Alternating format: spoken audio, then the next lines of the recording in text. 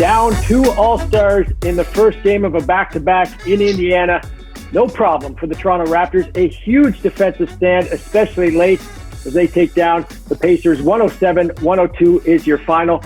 The record now 7-9 on the season. Hello, everyone, and welcome to Raptors Nightcap. Randy Urban alongside Sherman Hamilton, Paul Jones, and my father, Leo Rautins. No, you're not my father. What's up, Leo? Oh, man. You know what's great about that? You know what's great about that? Neither of you guys would own each other. Neither of you guys would say, that's my son or that's my dad. That's not mine. That's not mine. Not even claiming a mistake. Nope. Wasn't me. All right, Leo, I'll start with you regardless. Fred with a great job on Brogdon all game long, and then especially late. But overall, defensively, I just thought the effort tonight was huge from everybody. Well, son, that's a good point. Yeah. No, I mean, you think about it. I mean, hey, the Raptors, that really was a team effort, right? And, you know, Fred, you know, you can talk about the job he does almost every night on these outstanding point guards, but Malcolm Brogdon is a good player. He's also got size. And for him to go 5 of 22, and again, it's not just Fred. I mean, the other guys switched off, other guys played well, but Fred gives you this toughness, and I thought the entire team. Look at Stanley Johnson when he came in and playing against Sabonis. I mean, between OG and Stanley just getting into Sabonis, being physical with him, he goes 1 for 10. So that was an old school, big time defensive effort by the Toronto Raptors. Everybody that played contributed at that end of the floor. Jonesy, no Kyle Lowry, no Pascal Siakam, Stanley and Norm in their spots. How do you think they responded undermanned? I thought they did a great job. I mean, the blueprint for winning this game was we're down 2 talented people. We're down 2 of our best players.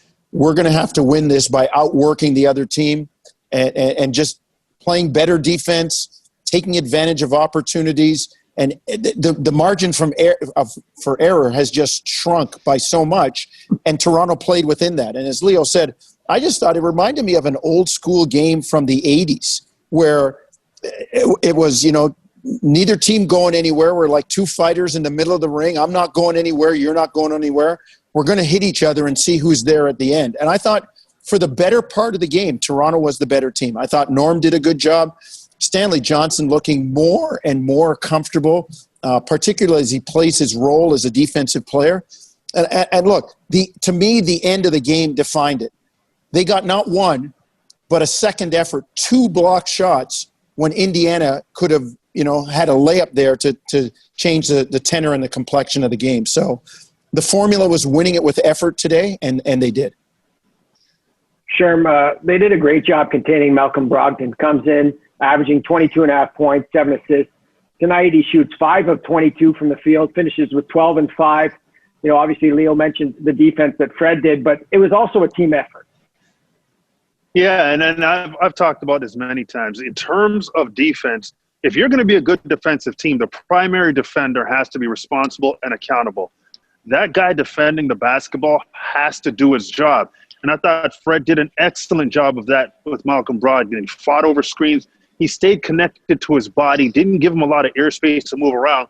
So if he did get beat, help side was able to get activated because he wasn't giving up straight line drives. And Fred's consistency on the defensive side of the basketball against Brogdon really frustrated him. And that last possession, you know, we all know this, that playground possession, game point. You're trying to score on me, and I'm not trying to let my team down, and I've got pride. That was one of those possessions. And I thought Fred did a great job one-on-one, just standing his ground and making life miserable for Brogdon as he did through the rest of the game as well. Yeah, nice to see a game like that go down to the wire and come out in favor of the Raptors, especially after those 2 tough losses on the West Coast last week.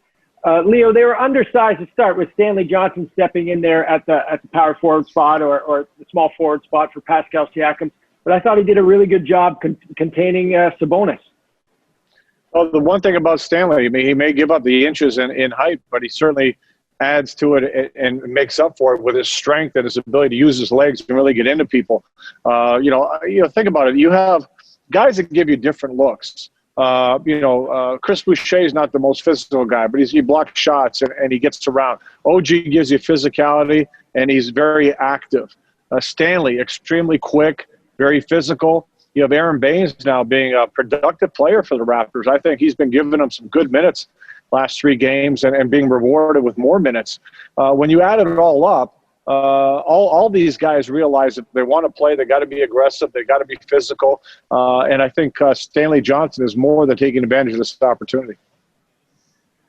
Jonesy, the numbers are off the charts for OG lately. 24, 43 from 3 in his last 7 coming in. 15 steals in those 7 games as well. Tonight, another season high, 30 points, 8 boards, 5 steals, 4-6 from 3. Like, if this guy can really get, more comfortable and not pushing off and just really using his body offensively, he's going to be great. Well, first thing I'll say is the referees have to stop punishing him for being stronger. He made a move on Domas Sabonis late in that second half where he squared him up and then decided to take him to the baseline. He spun, and he leaned in with his right shoulder, and Sabonis is a strong guy, and he bounced back. And that's one of those in the playground where 2 guys are, I'm strong too, and one guy just pulls out something that's a little bit more, and the other guy goes, dang, I didn't know you had that. I mean, to your point, Randy, OG is showing us things that people, does he have this? We think he does, and he's being afforded the ability to do that now. And then the other stuff he's doing at the defensive end, Leo and Sherman both talked about it. It's contagious. When you see one guy working his butt off on defense, be it Fred or Stanley, it's contagious. Everybody wants to do it. OG's in there pushing, rebounding, helping out, blocking shots. His ability to play one pass away and get his hand on the ball, deflecting, moving his feet, quickness, making steals, that is really coming to the forefront. And again, Nick talked about we want to get him out of the corner and not just being a catch-and-shoot player. You're seeing that now when he's being afforded the opportunity. So here's a guy that could be all defense at the end of the year if things keep going. Sure. Let me expand on that a little bit just and clarify. There's a delicate balance between, when you're driving on a man and you're using your physicality, your bigger body to bounce him off you, and then extending that arm or just, dipping that shoulder a little too much. And it seems like OG is finding that balance. Well, he's growing, and he's got to understand what works and doesn't work. You can't just continually do the same thing if it's not working out. And OG's awareness is definitely getting better as the season goes on. And, to the point of OG defensively, listen, we know about his versatility. He can guard those guards. He can move his feet. He can switch off to bigger bodies and deal with them in the paint and not give up ground. But OG showed a different kind of versatility in this game defensively. Early in the game, he had 5 steals. He was in passing lanes. He was getting that ball. He's turning Indiana over. They were off to the races. He didn't have any steals late in the game. Second half, he didn't have any steals. But you can't tell me his defensive presence was any different. So he did it in a different way. That means he stayed in front of people. He was physical. He made sure he didn't give up ground. So to me, OG has all the elements you want in a defensive player. And then offensively, to your point, Randy, the more he continues to get opportunities, the different situations that he's put in, and the different ways he's required to score the basketball, he's learning. First half, he took 4 3-point shots. Second half, he only took 2 3-point shots. So again, the versatility offensively is coming as well. And without Kyle, without Pascal, we knew everybody needed to step up. But you could argue both him and Norm were the best players on the floor besides Fred. And those 2 guys stepped up, and OG had a game of games so far this season. Leo, you mentioned Aaron Baynes in your last answer, but let's talk a little bit more about him. 12 points, 7 boards, just 17 minutes. But his minutes are way more productive now. What's changed? What are you seeing that's different? Well, I think a couple of things, and we've talked about this before, right, that the surroundings have changed. Other players are playing better, and everybody's more comfortable. And I think that takes a lot of pressure off Aaron Baynes, where he can come in and do what he does best. He plays position basketball, be physical, take your open shots, and just move the basketball, facilitate. And so his opportunity to be Aaron Baynes is better now than it was when the season started. And I kind of feel bad for the guy. He came into a new environment. He was trying to figure things out just like everybody else. but things around him were chaotic, and they weren't anywhere near as organized as they are now. And that really had a negative effect on him. But we're seeing over the last few games, everything's relaxing. Everybody's getting more comfortable. He's getting more comfortable. As a result, we're seeing an increase in minutes and an increase in production for Baynes. And now you're starting to get what everybody talked about when the trade when he was signed. That this is a guy that can be physical, take up space, and kind of he's not going to be Serge or Gasol, but he can give you different things that can fill a lot of holes. Jonesy, just over a minute left in the show, but talk to me about Yuta Watanabe, one of my favorite players right now.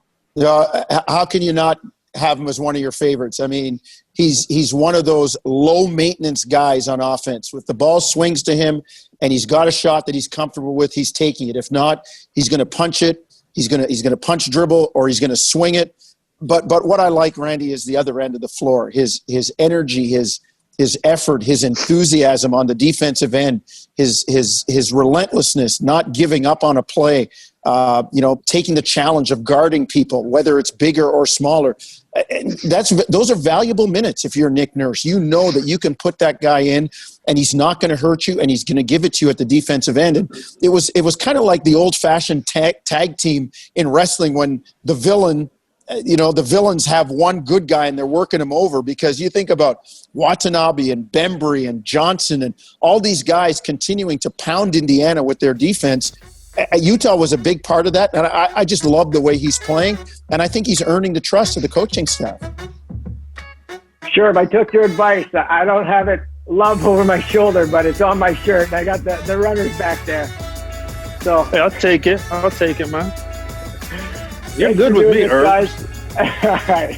Thanks for doing this. See you next time.